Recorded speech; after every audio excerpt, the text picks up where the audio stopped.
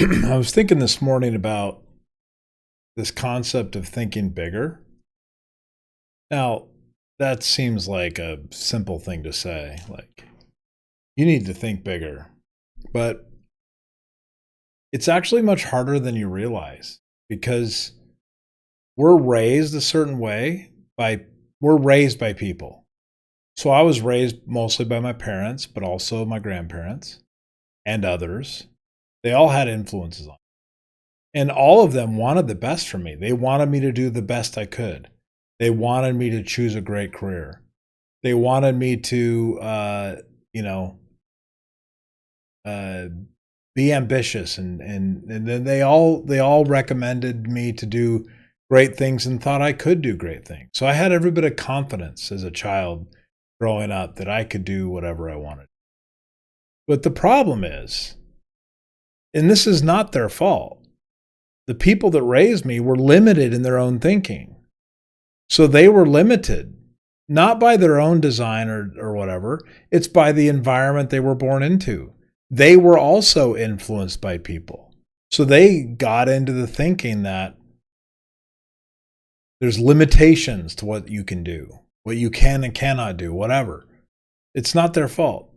Now, I think each generation that comes after, if they live good lives, has a great opportunity to expand the constraints that hold us back for the next generation. So hopefully, I took what my parents gave me and I have expanded it even further. And hopefully, I've taught my children to think bigger than I thought. But even now, I realize as I say this that I have caused my children to think more constrained. I've caused them by my actions and by what I taught and by what I said no to, about what they think is possible.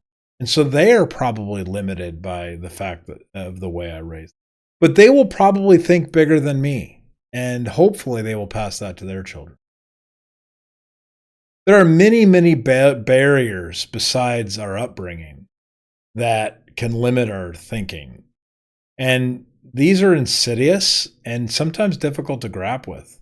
So I think it's important to at times recognize what they are. The first one is the fear of failure.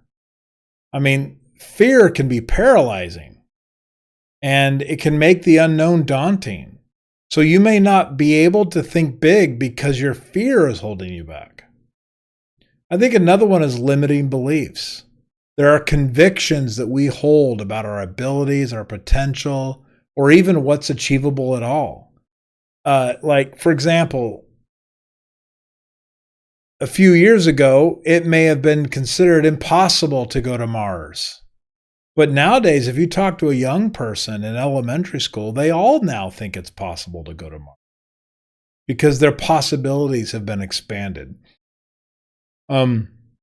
Remember when electronic vehicles were just like a science fiction thing? Now they're everywhere. Autonomous vehicles were considered science fiction, but now it's everywhere. Comm devices that you could wear on your wrist were considered like 22,500 type technology. But anyway, you get the idea. You can limit your beliefs, making ambitions feel unrealistic. I think another one is we just get in our comfort zone. We don't want to think bigger and that's the problem I'm having right now. That's what led me to this conversation. Because I have something I'm working on right now, and my comfort zone is what's holding me back. I know it is. I feel comfortable doing a certain thing, and when I start to consider thinking bigger than myself, thinking bigger than what I'm thinking, then that comfort zone kicks in. Well, that's going to be uncomfortable. I think also you can have a perception that you lack resources, that you don't have enough money, not enough education, not enough connections, to make it seem like your goals are unobtainable. This is probably the most difficult one because people can be raised in a socioeconomic level that makes them feel like they just don't have resources available to them. The fallacy is that they do, but It's harder to get to potentially, but the resources are there.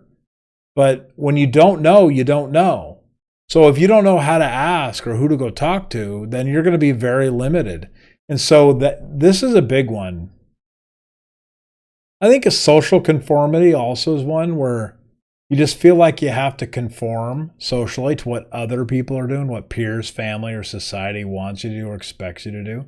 This causes us to downscale our ambitions. Finally, a couple more. I think, we tend to, sometimes you have a lack of support and resources. Like I've been blessed, right?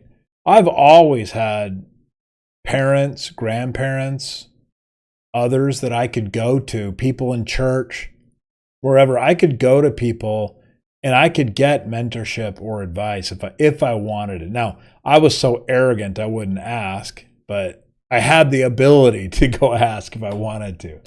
And I've generally lived in communities that were decent, where there were, those types of people around that would offer mentorship to younger people. I belonged to clubs growing up where that was the case. So some people really struggle with this because there is actually a lack of support and resources. And these are things that we have to deal with. You may feel ill-equipped to chase a big idea because you don't have the support. By the way, that's false. You can still chase your idea. The support will handicap you. The lack of support will handicap you, but you can overcome. Finally, I think we all have a tendency to be very short-term thinking. I need to put food on the table today, right? So there's a short-term thinking paralysis that oftentimes impacts us dramatically. Anyway, we can overcome these constraints in our thinking. We don't have to be in the job we're in today. We don't have to be making the money that we are making today. We don't have to live where we're at. We don't have to act the way we do. We can think bigger and we can do greater things. You just got to realize that it is possible and expand your mind to greater and greater possibilities.